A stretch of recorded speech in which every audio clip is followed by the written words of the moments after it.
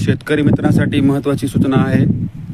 जर आपल्या 7/12 उतार्यावर नाव बरोबर नसेल किंवा 7/12 उतार्यावर आडनाव नसेल व्यवस्थित किंवा पूर्ण नाव नसेल किंवा वेलांटीमध्ये किंवा स्पेलिंगमध्ये काही बदल असेल तर भविष्यामध्ये ज्या शेतकरी योजनाचे पैसे पडणार आहेत, पीक विमा असो, पीक कर्ज असो, KYC करताना तुम्हाला प्रॉब्लेम येणार आहे। त्यामुळे लवकरात लवकर तहसीलदार यांच्याकडे अर्ज करून तुम्ही आपले 7/12 वरचे नाव दुरुस्त करून घ्या।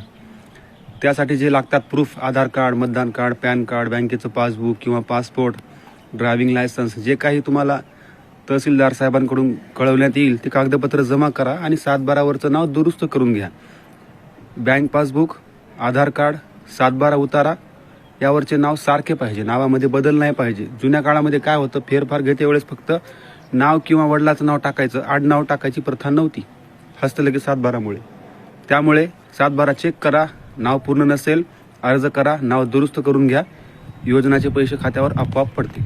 धन्यवाद।